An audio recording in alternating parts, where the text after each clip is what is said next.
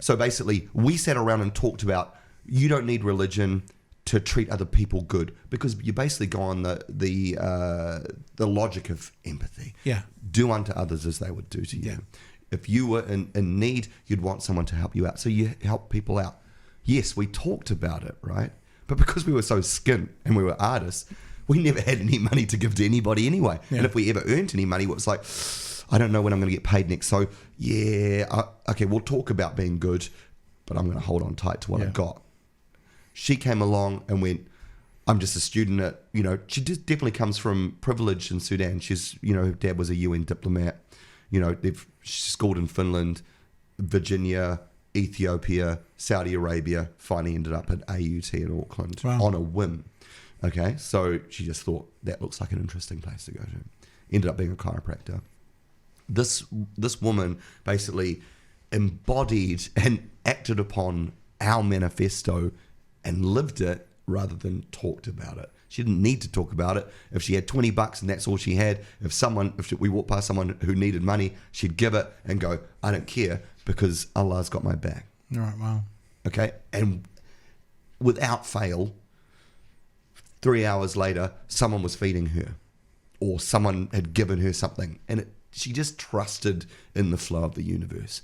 And it was weird. It was like magic. Okay, so it is weird. Yeah. Okay, but it's like, it's not the idea with Islam is basically what you have is not yours. It's been given to you, and you will be judged at the end of the day when you die, because it's inevitable, on what you did with what I gave you. That's the idea. So more of a stewardship than an ownership. Absolutely. Yeah. So the idea being that the more you get in this life, the harder you're judged at the end, right. Because the idea is to pass it on. Yeah. To pass it on, pass it on, pass it on. And that's the flow, It's a river, And whenever we hoard it or hold on to it, we're swimming against the tide, okay? And I've got to say, I still find it really hard to really let go and live with that manifesto, because I come from a poor working class family and I'm an artist, and I was struggling most of my life, and I still have to work my ass off to get, to pay the rent. But I still, because it's not inherently in me or not innately in me, she's brought up like that to believe that, well, it doesn't matter, and you just give away whatever you got because, someone's got your back, you know. And whenever I let go and do it, it works. But it does take faith to do it. It's pretty scary. Can you give us an example of what you've seen in a literal sense in your life? Oh man, it's just little things every day. The more I give away, the happier I am. Right. The more I give away. So you may not see back something like you said. She was getting fed, but it might be something to feed your soul, feed your heart. You might see something 2 months later. Yeah, right. It does. It's just faith. It's basically going, it's not mine, and that person needs it more than me. Boom, do it. You get rewarded. You get, whether it's like being able to sleep at night, without going, I don't like myself, all those fears and anxieties, I think it's just, it was interesting. She lived what we were talking about, and she was a Muslim. And it was weird because I'd basically been brought up thinking that any organized religion was bad because it was a way to control mass populations, and it was exploitative, and it ended up always being the start of all wars, right? Okay, so I'm a Kiwi, like a secular Kiwi.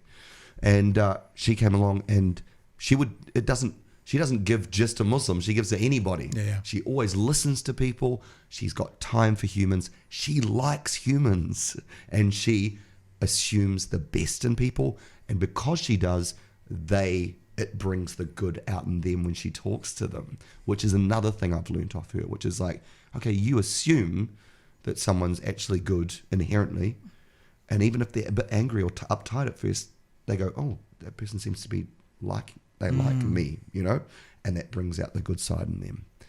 But she doesn't naturally. I'm still learning, like I'm still, and it's weird. It's like whenever I do submit to it, it works, And pardon the questions that are more ignorant though, because I don't know a heck of a lot about the Muslim faith.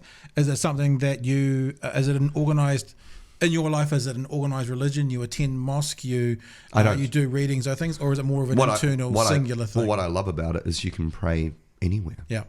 And there's no hierarchy, which is really cool with me, being the lefty that I am. And there's a thing called zakat, which you have to pay at the end of Ramadan, which is 2% of your income for the year goes to the local community. Great. Sliding scale. If you're poor, that's not going to be a massive burden on you. If you're rich, that's going to be a hell of a lot of help to the local community. Yeah. You know?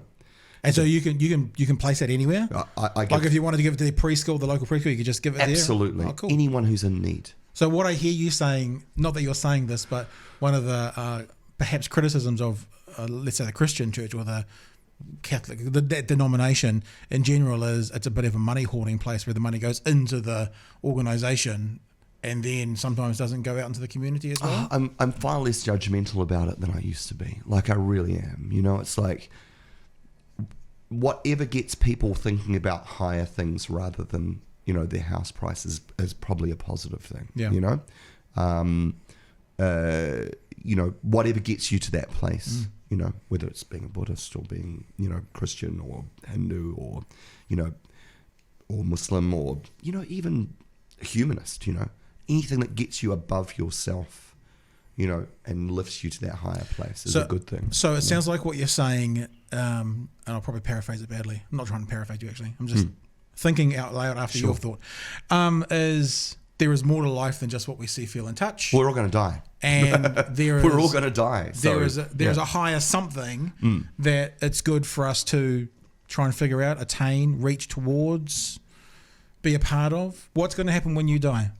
I have no idea. idea. Like, is that a part of your belief process? Like, is there an afterlife? Is there I mean, I'm always going to see it differently than you know, my wife who's born into it. You know?